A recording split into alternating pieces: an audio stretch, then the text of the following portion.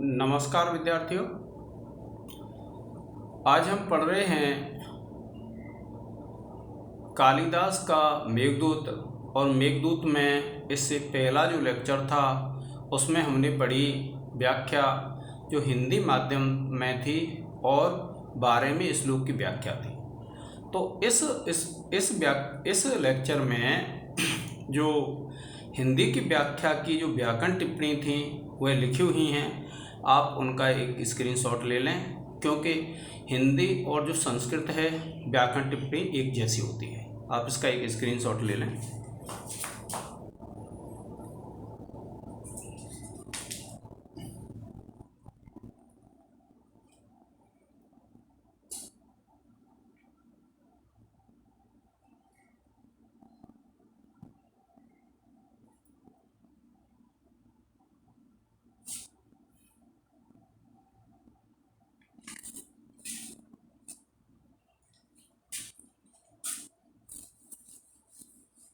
अब देखिए, जो प्रसंग होता है, संदर्भ तो जो मैं पहले संस्कृत व्याख्याओं में लिखाते हुए आया हूँ वही लिखना है आपको। अब मैं आपको प्रसंग बता रहा हूँ। प्रसंग में आपको पता है विसर्ग लग जाएंगे और ये विवरण चिन्ह, इसको रेखांकित कर देंगे और फिर लिखेंगे आप अस्मिन् पद्ये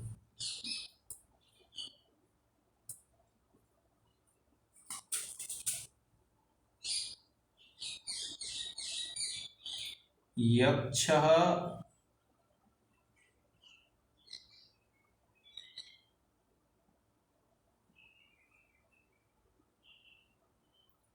मेघम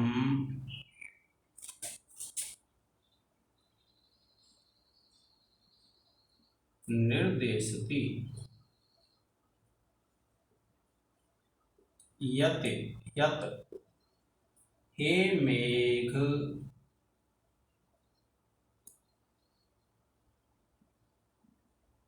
भवान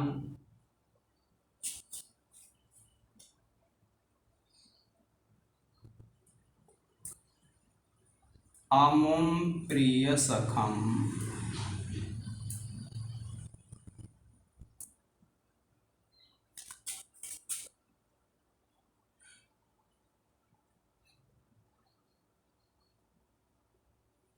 रामगिरि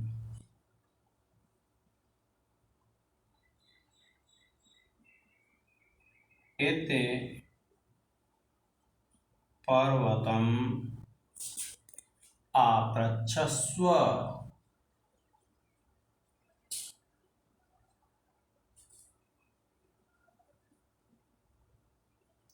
यानी आप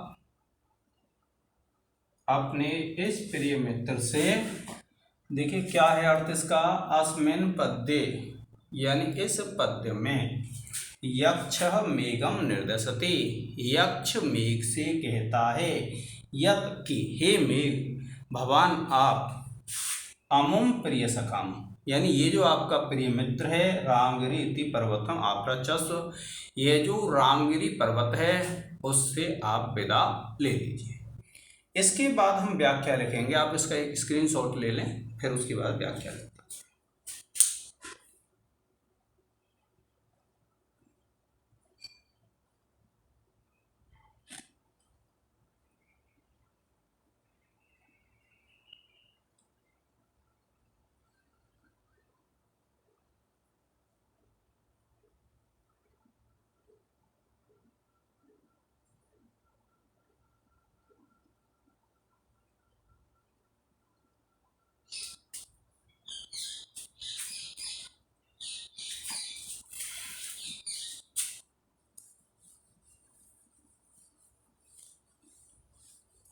अब देखिए,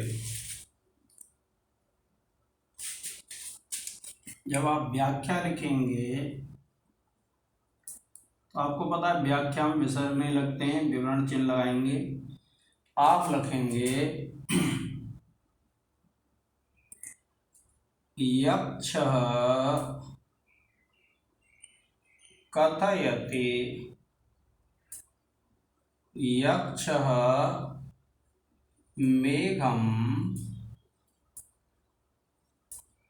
निर्दिशति यत्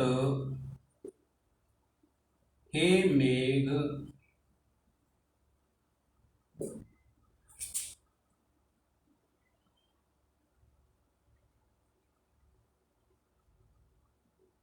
भवान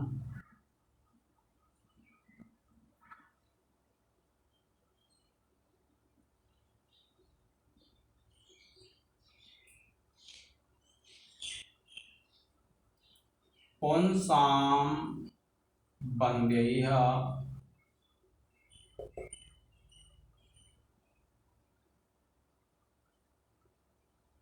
रघुपते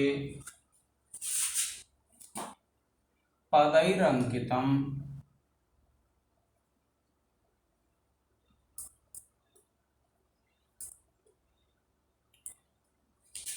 मेखलासु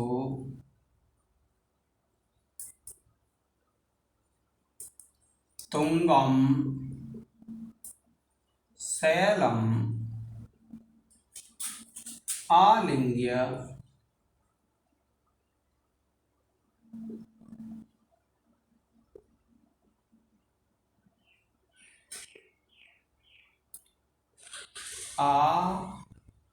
आरक्षस्व।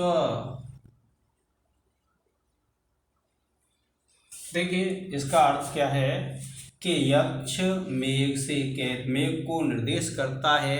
यत् माने कि हे मेघ, भगवान आप पुरुषों के द्वारा पूजनीय रघुपति के पैरों से अंकित मेखलाओं पर ऊंचे उस पर्वत का आलिंगन करके विदा ले लो। और क्या कहता है, प्रतिवर्षा काले, काले का अर्थ क्या है, प्रतिवर्षा काले भवतः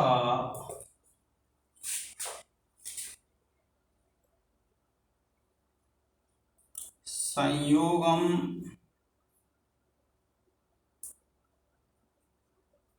एत्य, यानी आपके संयोग को प्राप्त करके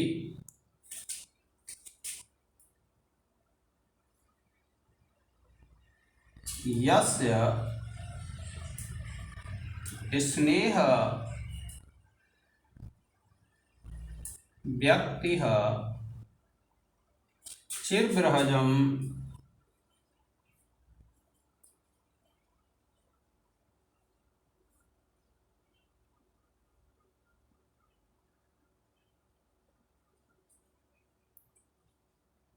उष्णम वाष्पम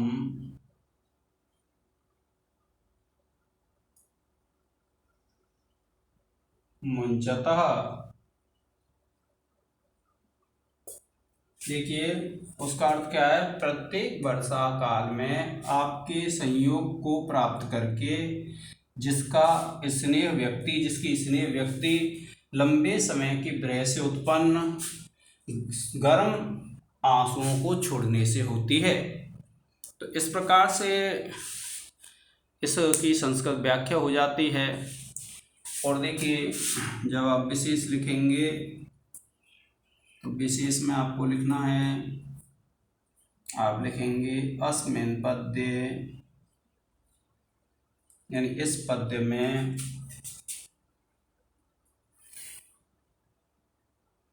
अस्मिन् पद्ये, इस पद्य में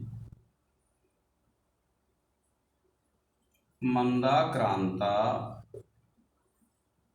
छंदः अस्ति। दूसरा लिख देंगे आप अस्मिन् पद्ये विप्रलम्भः श्रृंगार रसः अस्ति। इस प्रकार से, और इसके बाद व्याकरण टिप्पणी मैं आपको कराई चुका हूँ जो शुरू में आपके पास थी। आप इसका एक स्क्रीनशॉट ले लें। जय हिंद, जय भारत।